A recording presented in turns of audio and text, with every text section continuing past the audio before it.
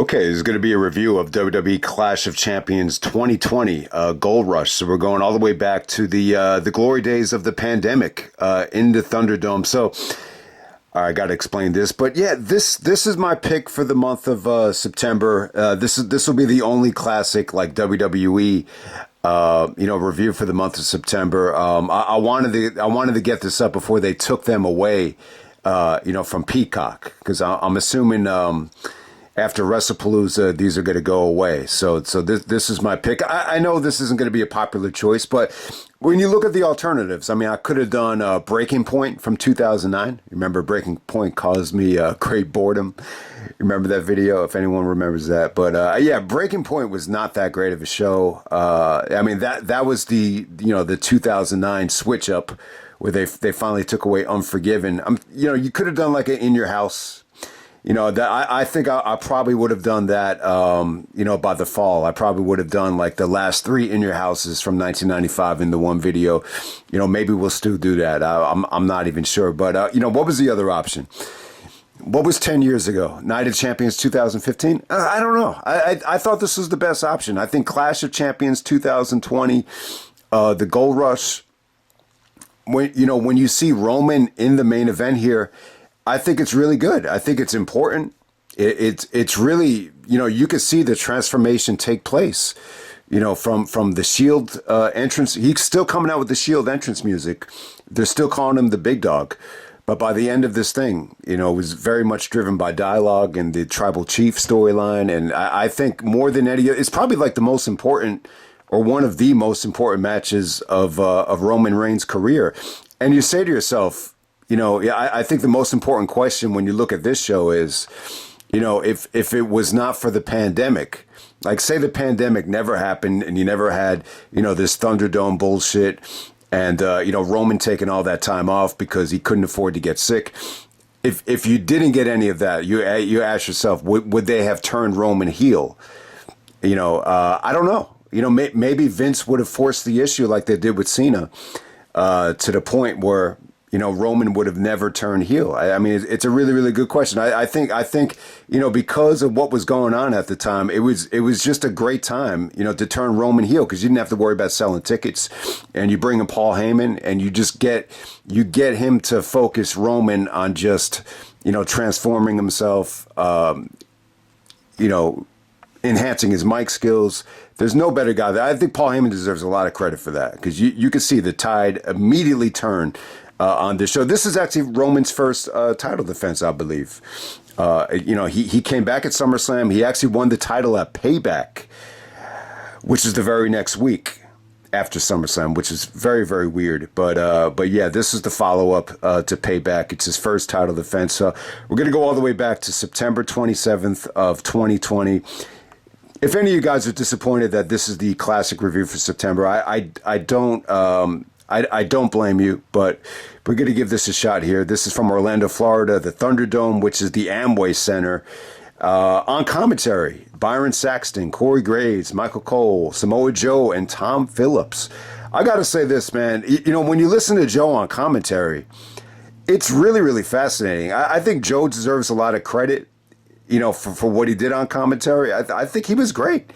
I'd like to know about a behind the scenes story of how, Joe was able to,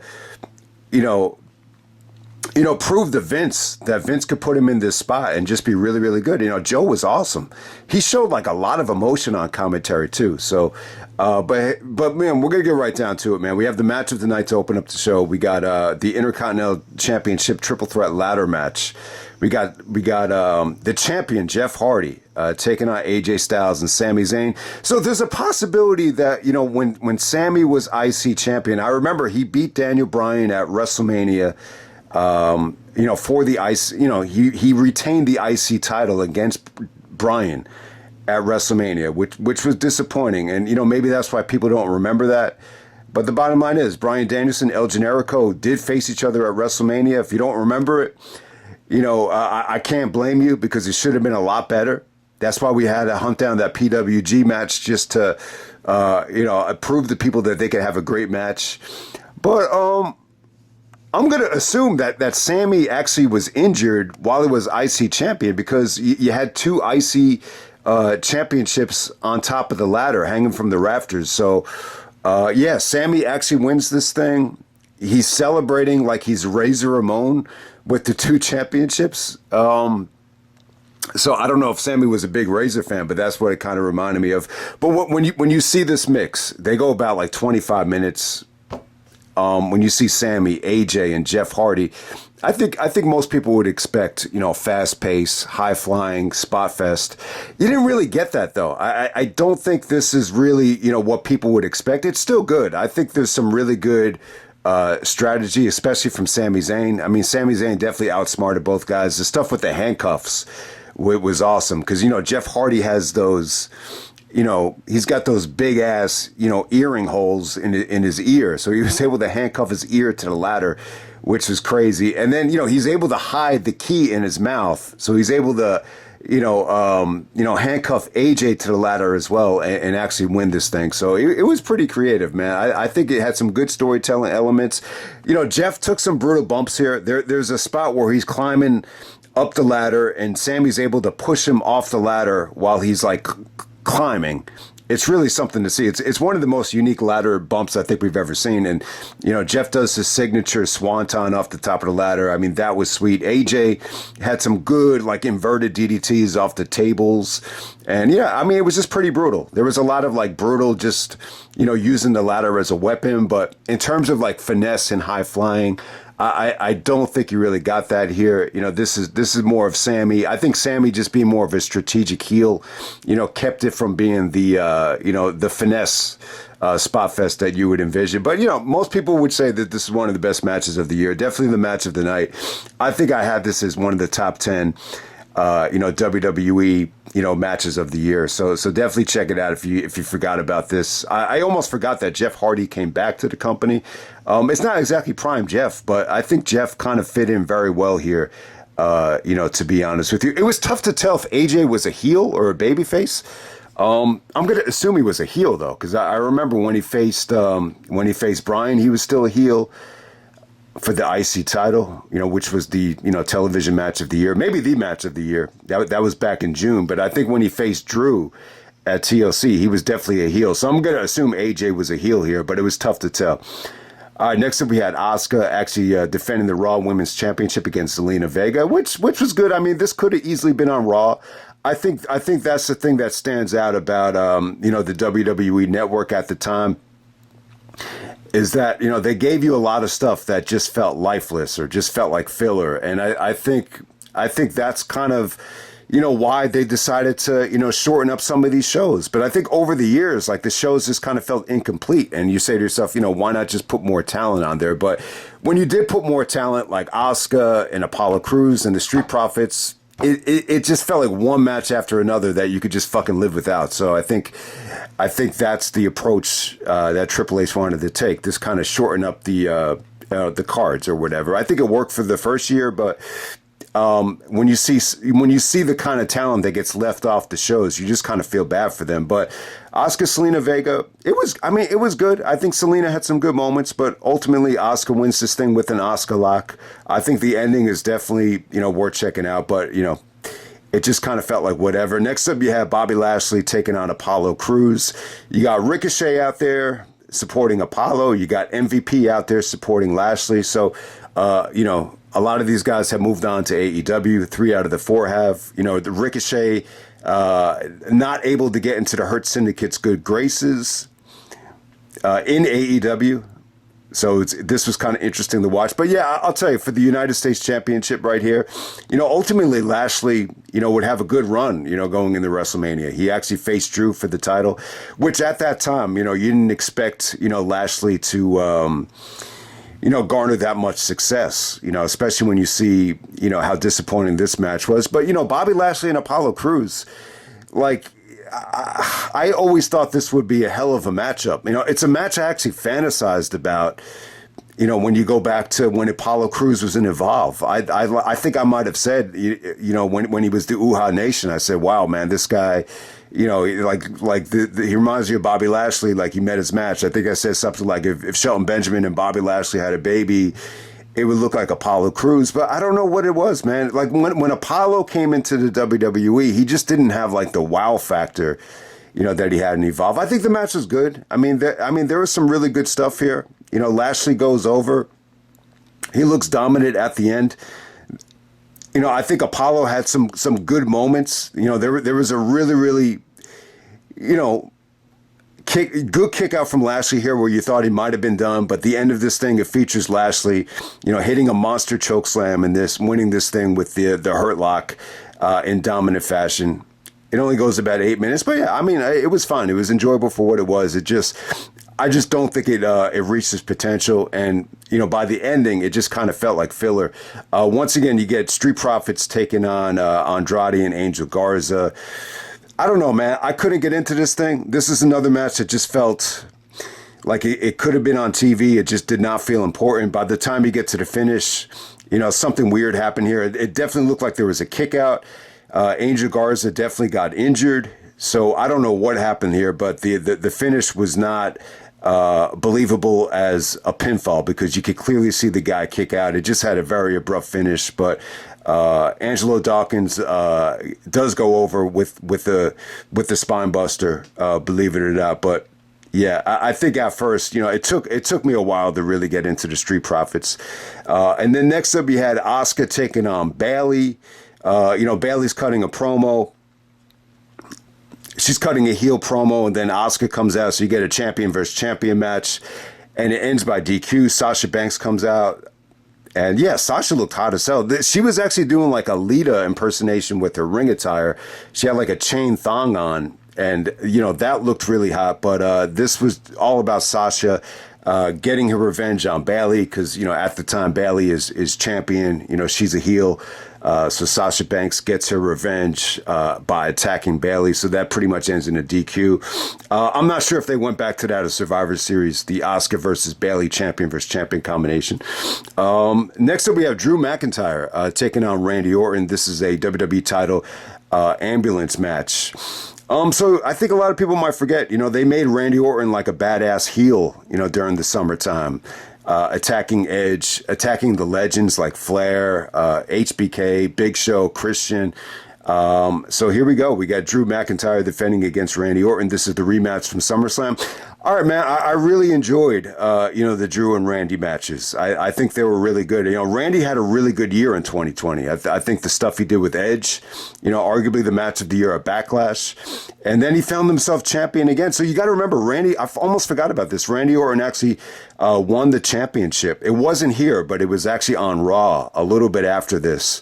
I think it was right before Hell in a Cell, and Randy became a 14-time champion. So I think Randy's at 14. So he's still chasing 15. He's still chasing John Cena. So we'll see if that ever happens. I would highly doubt it at this point, but you never know. But the ambulance match here, I would definitely say this. It's probably the weak link of the feud. I just really enjoyed Drew and Randy in the ring. But when you take them out of the ring, this kind of felt a little bit like Edge in Orton Last Man Standing match where they're going backstage, and there's a lot of interference. Everybody gets their revenge, from Big Show to Christian.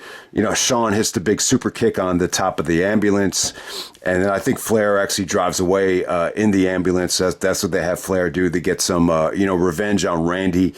They're still trying. This is very similar to how they were booking Randy in 2007, just as the legend killer, trying to just, destroy everybody, just to kind of compensate for all the injuries. But it was good. It was good. It was good stuff. I still thought it was fun.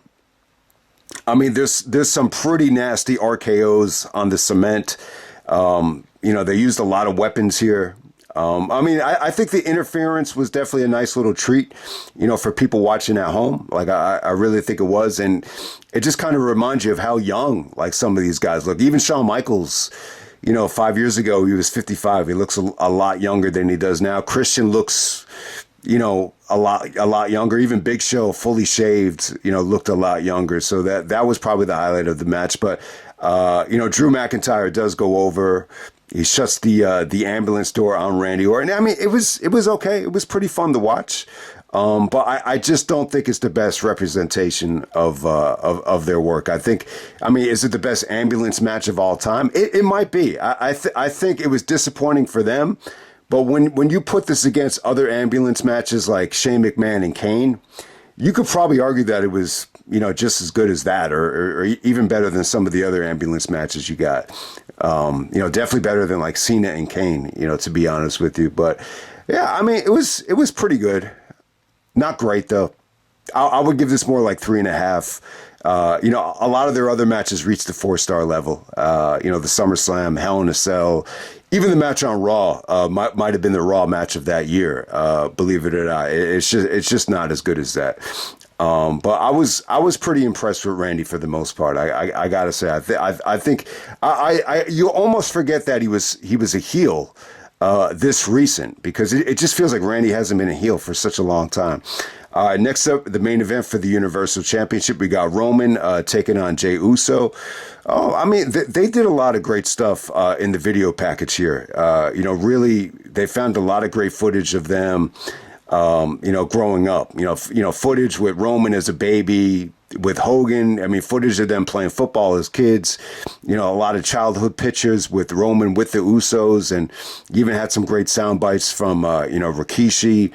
And the fathers, the grandfathers, I mean everything. Even Heyman had some great stuff that he touched on in the video package. So yeah, it's a great video package that really focused on the bloodline. So I would definitely say this: it's probably the most important match if you're a fan of the history of the bloodline. And it came off great. And I guess Jay,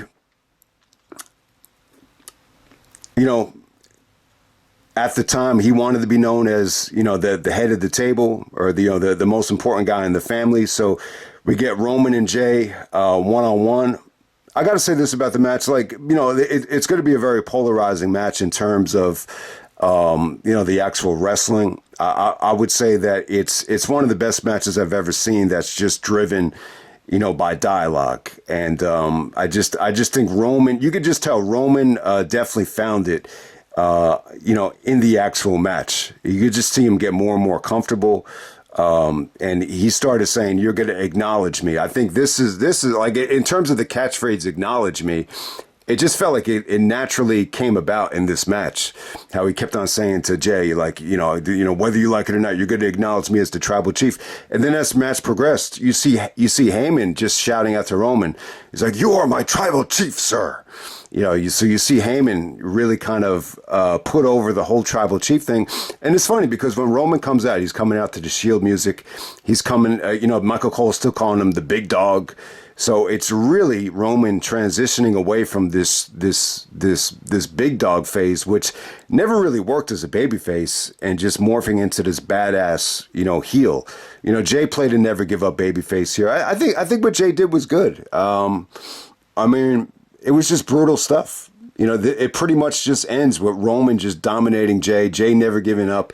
And then Jimmy Uso comes out, and eventually, throws in the towel. But, the audio was so clean here. It just felt like, because of the pandemic and because, there's no fans there, like every single thing that was said, it felt like it was part of a movie or a part of a promo. It just worked really well. But I think from a wrestling standpoint, I think it's quite underrated. I think it was pretty good.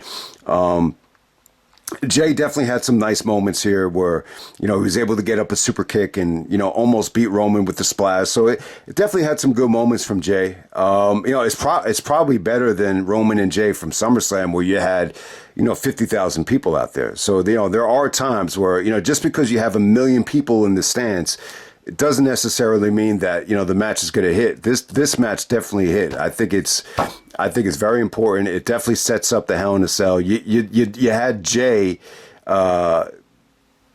basically forced to lose. He never gave up. For as much punishment as he took, Jimmy had to throw in the towel, which is always, an embarrassment. A babyface never wants to lose that way. So it beautifully sets up the Hell in a Cell. I remember they actually opened up Hell in a Cell. I remember that being really good as well. But look, it's going to be a very polarizing main event in terms of, the actual wrestling. But if you want to see a match driven by dialogue, and that was one of the unique things about Tarantino. when he came onto the scene. Like, a lot of people were a little bit amazed at Reservoir Dogs on how you could have these, like, hitmen or, gangsters actually driving a movie by dialogue. It really hadn't been done in a long time. I guess that's the best way to put it. And the same thing with this match. It's really one of the most unique matches in terms of a match being driven by dialogue. And I think the Hell in a Cell, they were able to do the same thing. But it was great for Roman. Look, this was an incredible run that Roman went on. And he definitely helped it. I think he definitely helped the WWE. For whatever reason during the pandemic, Roman was...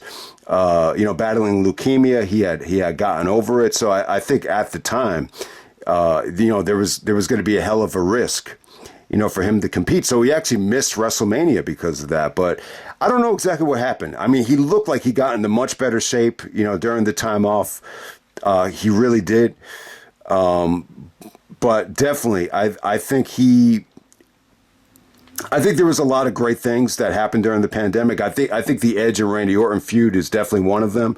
I think what Drew did was definitely amazing. That's what I really loved about it. It really forced the WWE to hit the reset button and just focus more on wrestling, more on promos, and not so much on. I just feel like it was a breath of fresh air. They kind of minimized all these extravagant events in Saudi Arabia where it's strictly about ticket sales, and they just focused on the quality of the work. I think that's why I like it so much. There's definitely like a grittiness to it. Look, if you think it was depressing, and I'm going to be honest with you, this Thunderdome shit, it has not aged that well. I think when you see the Thunderdome, eventually it got tiring. I'll agree. It hasn't aged that well. I mean, there was a lot of times during the pandemic where I definitely felt depressed.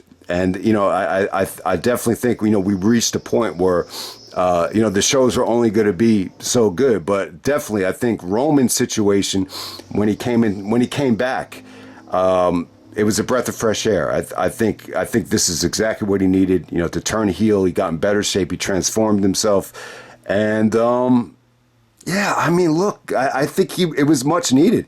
If you look at what was in this spot for the Universal title on SmackDown, it was like The Fiend and Braun Strowman. That was like some of the most brutal fucking matches, main events ever. I mean, nobody wants to go back to that shit, but I think Roman definitely saved, WWE during the pandemic. And, I think this ended up being a pretty damn good year, when you look back on it. I think even at the time, a lot of people were like, yeah, like even though there were no fans, this is one of the better years that we've had over the last 3 or 4 years. I think a lot of people felt that way. Definitely the best year they had since 2016. Definitely say that. But that's Clash of Champions. The Clash of Champions title is a little bit weird. I think Night of Champions, Clash of Champions, they both have the same logos. There's been only like 4 Clash of Champion pay-per-views. So you say to yourself, why didn't you just call this Night of Champions? I don't know. But, the Clash of Champions is more of a WCW concept on TV to compete with WrestleMania. But, for whatever the reason, you have both of them. So I think if anyone ever makes a list of the Night of Champions, you probably want to, include the Clash of Champions shows as well. Just make it Night of Champions, Clash of Champions, the history of this pay-per-view. But, the only match on the show that really fits the Clash of Champions title will be the IC title triple threat match, because you had 2 IC champions out there, I believe. I think Sami at the time was the unofficial IC champion that never lost. I think that's really the only thing you could argue fit the Clash of Champions theme. But anyway, I know this review is not gonna be for everybody. I think a lot of people probably would rather forget about the Thunderdome era or the pandemic era. But make no mistake about it. I mean, look, this is exactly what Roman needed. This was a perfect time to just focus on working with Roman, getting him to that next level, and they definitely did it here. So I think they could definitely be proud of that.